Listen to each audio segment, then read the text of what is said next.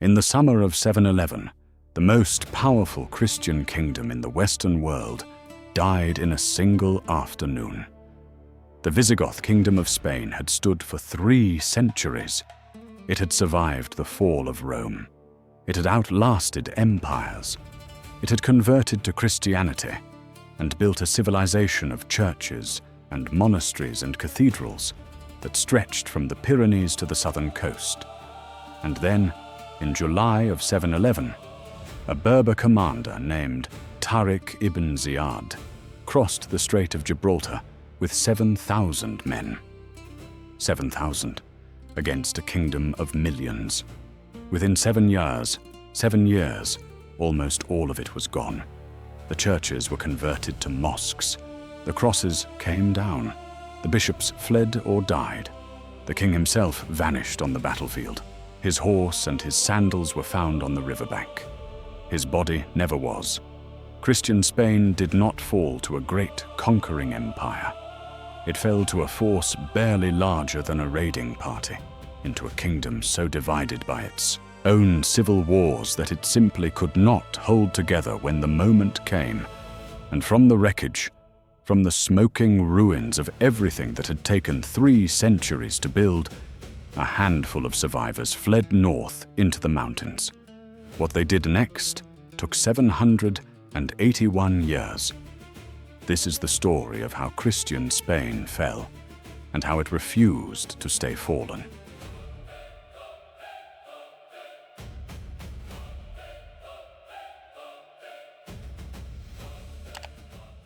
To understand why Spain fell so fast, you have to understand what it was before it fell. The Visigoth Kingdom of Hispania was not a backwater. It was one of the most sophisticated Christian societies in the Western world. The city of Toledo, the capital, was home to great churches, councils of bishops, libraries, and legal codes that would influence European law for centuries. The kingdom stretched across the entire Iberian Peninsula, from the Atlantic coast to the Mediterranean, from the Pyrenees in the north to the Strait of Gibraltar in the south. It had one fatal weakness. The Visigoths chose their kings by election among the nobility. There was no automatic line of succession from father to son.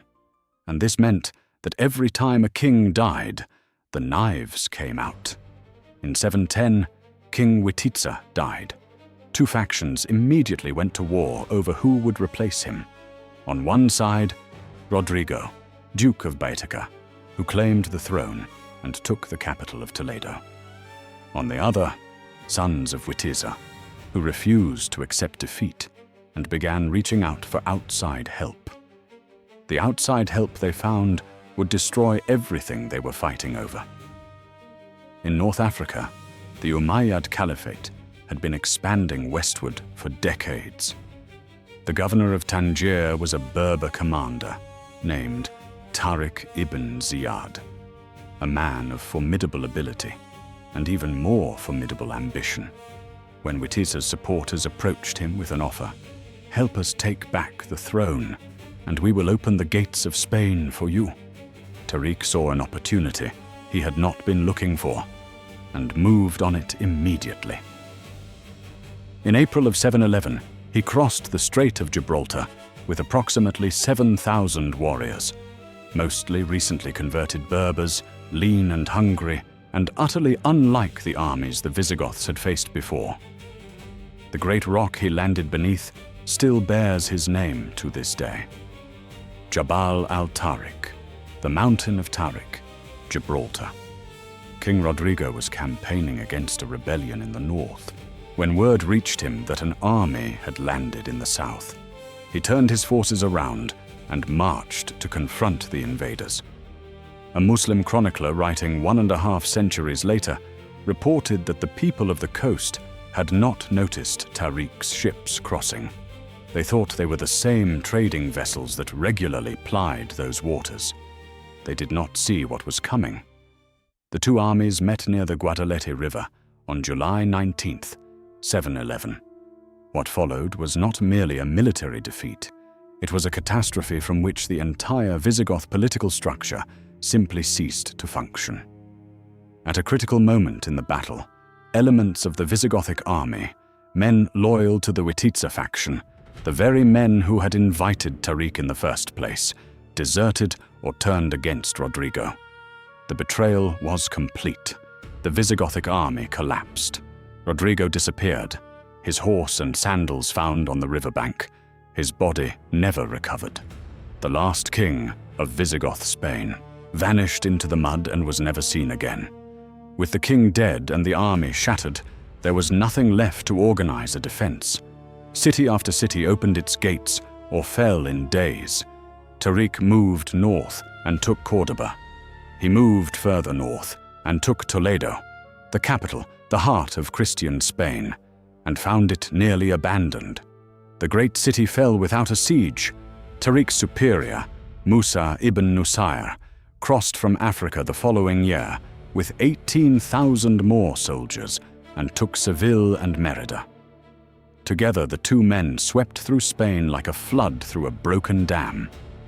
In the Chronicle of 754, the only major Christian source written within a century of the conquest, the anonymous author described what happened with expressions of horror and grief that still come through across 13 centuries of history.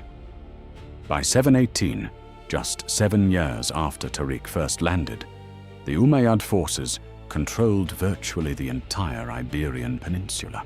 The churches were converted, the crosses came down, the bishops fled. 3 centuries of Christian civilization had been overturned in less time than it takes a child to grow to adulthood. All of it, except for one place. In the far northwest corner of the peninsula, where the mountains of Asturias rose steep and cold above the northern coast, a small group of Visigothic survivors and Asturian mountain people had gathered. They were too few to hold cities, too few to fight in the open field, so they did not. They climbed into the mountains, and they waited. Among them was a man whose name would become the foundation stone of everything that followed. His name was Pelayo. Pelayo was a Visigothic nobleman, possibly of royal blood, possibly a member of the royal bodyguard of the last Visigothic king. He had survived the disaster of 711 and made his way north to Asturias, his family's homeland. There, among people who had never fully submitted to anyone, he began to organize resistance. The Umayyad governor in the region, a man named Munusa, initially attempted to co-opt Pelayo, making him a subordinate official who would help manage the mountain population. But when Munusa attempted to take Pelayo's sister against the family's will, the conflict became permanent. Pelayo refused all accommodation, gathered his followers, and led them deeper into the mountains. The Umayyad authorities in Córdoba were not particularly alarmed at first. The campaigns pushing north into France were the priority. A rebellion in the Asturian mountains was an inconvenience, not a serious threat. But in 722, an army was dispatched under the commander Alcama to put the matter to rest once and for all. They sent with him a Christian bishop named Oppas, a collaborator with the new rulers, in the hope that he could persuade Pelayo to surrender peaceably. He could not. When Oppas approached Pelayo with an offer of favorable terms, keep your property, maintain some political autonomy, simply accept Muslim authority, the chronicles record Pelayo's response in words that have echoed across 13 centuries of Spanish history. He said, "We will not associate with the Arabs in friendship, nor submit to their authority. We confide in the mercy of the Lord that from this little hill that you see, the salvation of Spain and of the army of the Gothic people will be restored. Hence we spurn this multitude and do not fear them. The salvation of Spain. From this little hill." Think about what he was saying. He had perhaps a few hundred men. His enemy controlled an empire stretching from Persia to the Atlantic. His people had just watched their entire civilization collapse in 7 years. And standing in a cave in the mountains of Asturias, Pelayo looked at the force that had come to end his rebellion and told them, "We are the ones who are going to save Spain." Al-Mansour sent his men into the mountain passes. Pelayo had chosen his ground with extraordinary care. He positioned his force in a narrow gorge flanked by steep walls near a cave at Covadonga, a place where the numerical advantage of a larger army meant almost nothing. The force pushing into the gorge could not spread out. They could not flank. They had to come forward into terrain where Pelayo's men held every advantage. Pelayo's fighters shot arrows and hurled stones down from the slopes on both sides simultaneously. The returning fire was almost useless.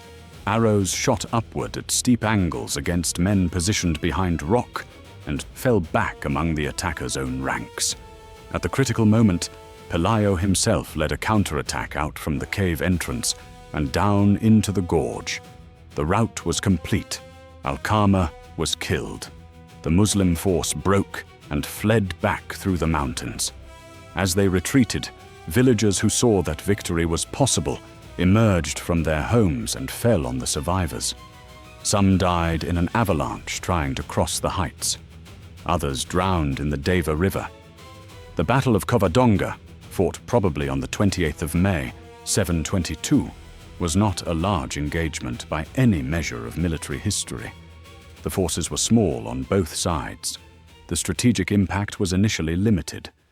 But what Covadonga meant was immeasurable.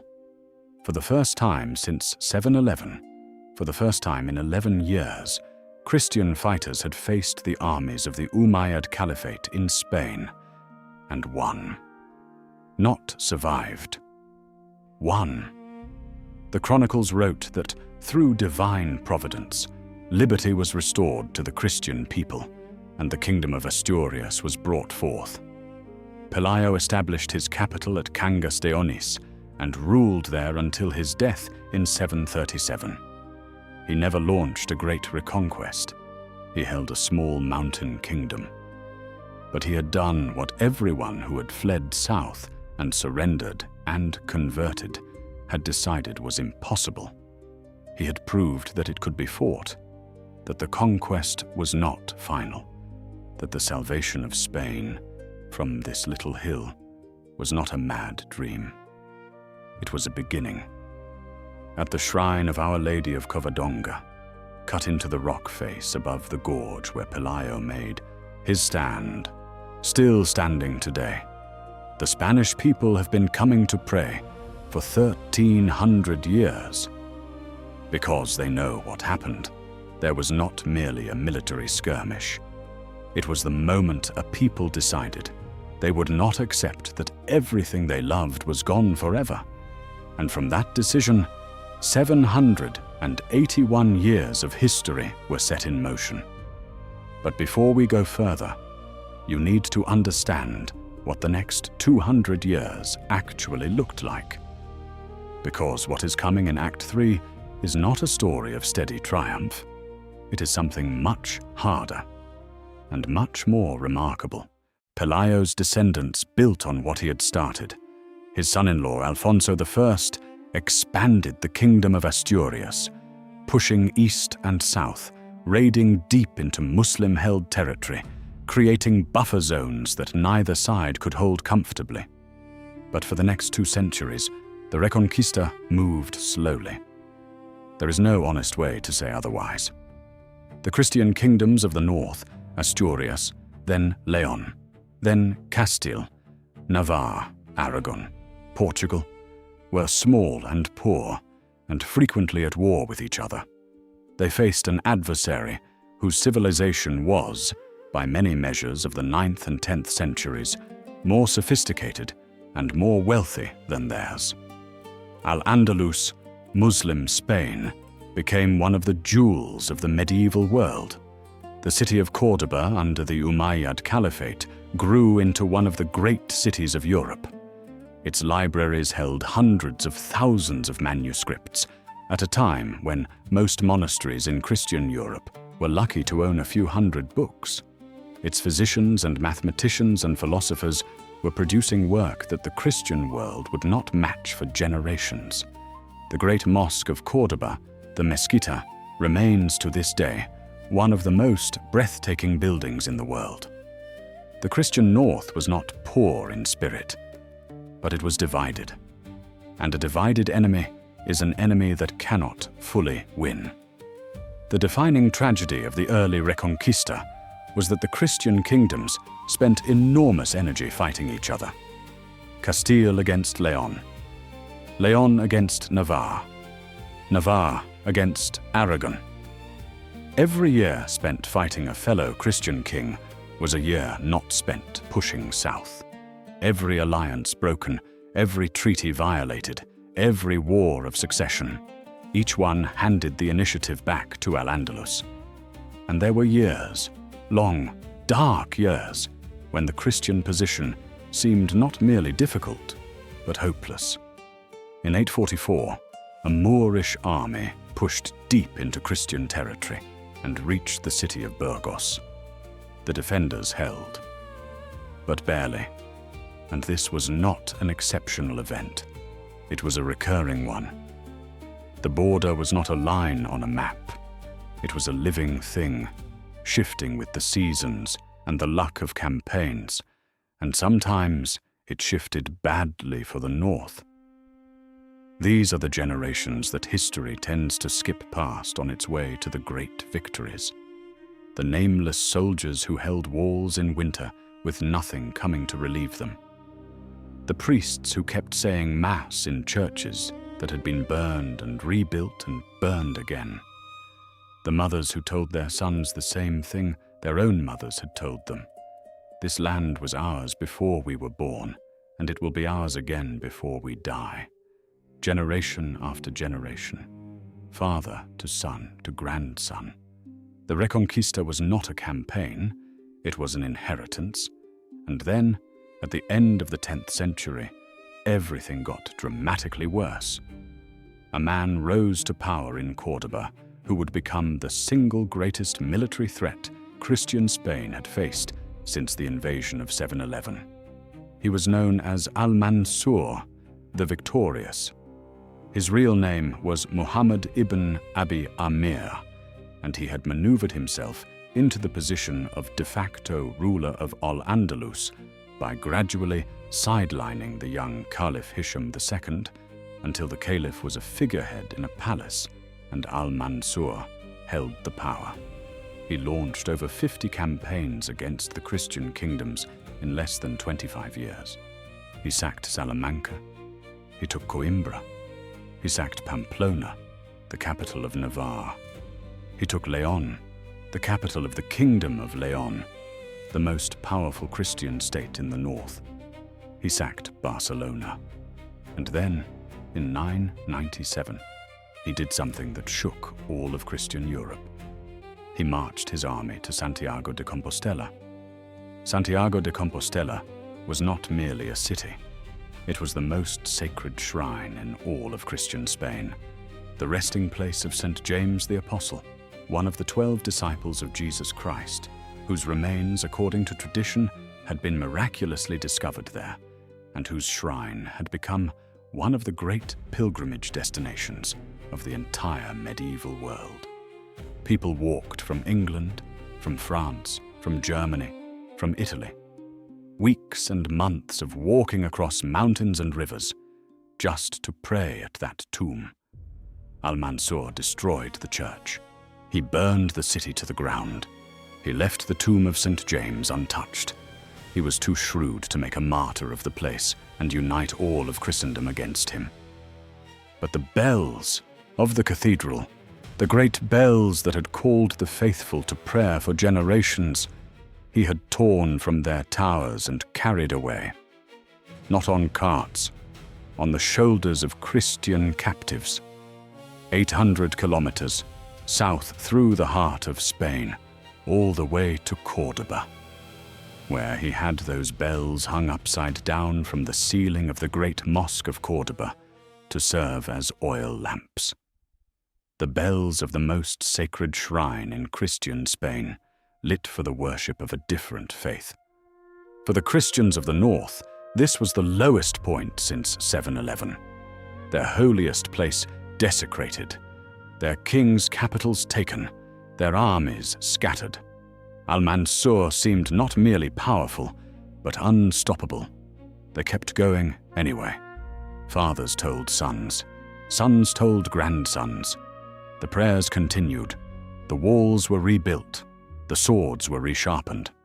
In 1002, Al-Mansour's army was decisively defeated at the Battle of Calatanazor by a coalition of Christian forces. Al-Mansour himself was wounded in the engagement and died shortly afterward, though accounts of the circumstances vary. What is not disputed is what followed.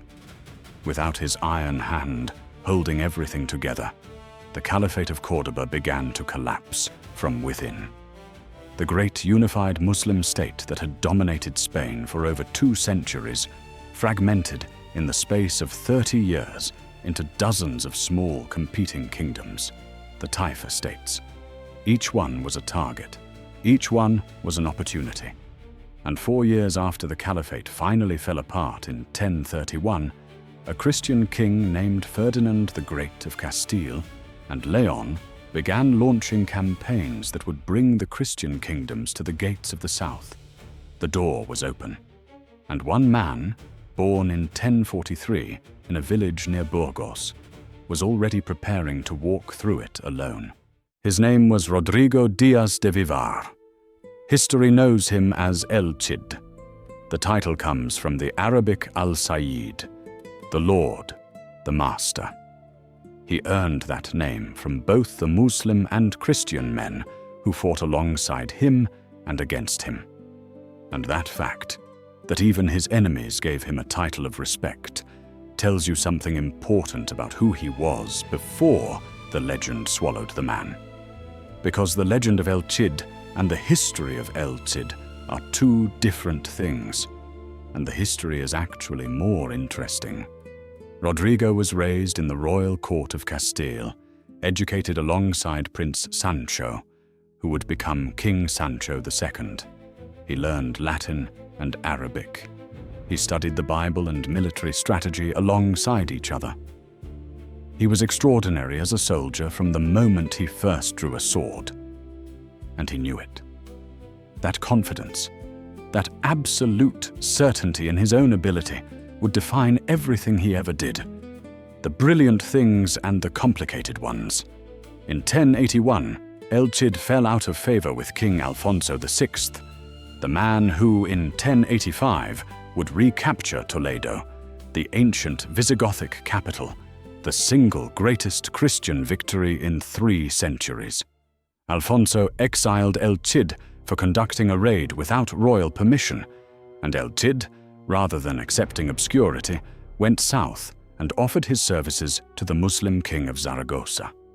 For nearly a decade, El Cid, the man who would become the greatest symbol of Christian Spain, fought for a Muslim ruler. He defeated Christian armies. He defended Muslim cities. He was a professional warrior in a world where the boundary between Christian and Muslim was far more complicated than the epic poems written after his death would ever admit. This matters not to diminish him, but to understand what happened next. Because when El Cid finally fixed his gaze on one objective, one city, and refused to let it go, the achievement was extraordinary precisely because of who he actually was. In 1086, the Almoravids crossed into Spain from North Africa. At the Battle of Sagrajas, they crushed Alfonso's army, the worst defeat Christian Spain had suffered in a generation. The Almoravid invasion threatened to unravel everything the Christian kingdoms had built since the collapse of the Caliphate. Alfonso recalled El Cid from exile because he needed the best general alive. But El Cid was already thinking beyond Alfonso. The city of Valencia sat on the Mediterranean coast, rich, beautiful, strategically vital. A Muslim Taifa kingdom, internally divided, sitting between the competing ambitions of Castile and the Almoravids. In the summer of 1093, El Cid brought his army to Valencia and began to close around it. The siege was methodical and total. He took the suburbs. He destroyed the crops. He cut every supply line. He waited. The city, packed with refugees from the surrounding countryside, began to starve. A Muslim chronicler named Ibn al-Qama, who was actually living inside Valencia during the siege, recorded what the hunger looked like from the inside. The desperation, the appeals for relief that never came, the slow realization that no one was coming to save them. On June 15th, 1094, after 19 months of siege, the gates of Valencia opened. 3 months later, the Almoravids came for him. The force they sent was enormous, by any rational military calculation, far more than El Cid's 4,000 men inside Valencia could stop. El Cid had been expecting them. He made his preparations. And after the Almoravid army had been camped outside Valencia for 10 days, pressing the siege and firing into the city, El Cid attacked. He burst out of the city gates with his cavalry and hit the Almoravid camp before they could properly form to receive the charge. The Historia Roderici, the primary Latin source for El Cid's campaigns, compiled from eyewitness accounts, records that the Almoravid army was completely routed. It was the first major defeat the Almoravids had suffered since arriving in Spain 8 years earlier. El Cid, the man who had served Muslim kings and Christian kings and himself, El Cid, the exile, the mercenary, the complicated man who never fully fit the legend that would be written about him, had just handed the most feared army in Spain its first defeat. He held Valencia for the remaining 5 years of his life. He died there on July 10th, 1099, never having been defeated in battle, not once. In over 30 years of warfare, Rodrigo Diaz de Vivar never lost a major engagement. His wife Jimena held the city for 3 more years after his death. In 1102, with Almoravid pressure overwhelming and no relief coming from Alfonso, she was ordered to abandon Valencia. The chronicles record that she had her husband's body placed on his horse one final time before she left, whether as ceremony, as tribute, or as the medieval poets later said, to send him into one last charge against the enemy. The sources debate. What is not debated is this: she took his body with her. She was not leaving him behind. Valencia fell to the Almoravids. The city El Cid had taken and held alone went back to Muslim hands. But El Cid himself had already passed beyond the reach of any army. Within decades of his death, the poets were writing about him. The Cantar de Mio Cid, the Song of My Lord, the epic poem that became the foundation of Spanish literature. His story was being told in every corner of Christian Spain, passed from father to son, growing with each telling into something larger than the complicated man it was built on. In the legend, El Cid was pure, loyal, faithful, never wrong. In history, he was human, brilliant and difficult, and sometimes working for the wrong side and finding his way back. Because the faith of the Reconquista was not the faith of men who had always had it easy. It was the faith of men who had lost everything, who had been in exile, who had made compromises they were not proud of, and who still found their way back to what mattered. El Cid found his way back. He took his city. He held it until he died, and he handed the next generation a story they could not stop telling. When El Cid died in Valencia in 1099, the Reconquista had been underway for 377 years. The Christian kingdoms held roughly a third of the Iberian Peninsula. The Almoravids were resurgent in the south. The great prizes, Córdoba, Seville, Granada, were still in Muslim hands. 3.5 centuries of fighting had produced a foothold, a set of legends, and a faith that had been tested beyond anything a comfortable people could understand. Consider what had been accomplished. A kingdom born in a cave in 722 had survived everything thrown at it. The tomb of St. James, desecrated, its bells carried away on the shoulders of slaves, still had pilgrims walking to it from every corner of Europe. The caliphate that had seemed invincible had collapsed from within, and the best warrior of his age had proved, in a city on the sea, that the impossible was possible. They could not know, in 1099, that there were nearly 400 more years of fighting ahead. They could not know that the great turning point was still 113 years away, on a field in southern Spain called Las Navas de Tolosa, on a July morning in 1212, when a coalition of Christian kings would shatter the last great Muslim army in a single afternoon and change the course of history forever. They did not know any of that. They just kept going. The bells of Santiago had been hanging as oil lamps in a mosque in Cordoba for over 200 years. The men who had watched them carried away were long dead. Their sons were dead. Their grandsons were middle-aged and fighting the same war their great-grandfathers had begun. But the war was not over. It was not even close to over. And in part 2, the warrior king who would do more to win it than anyone since Pelayo is about to be born.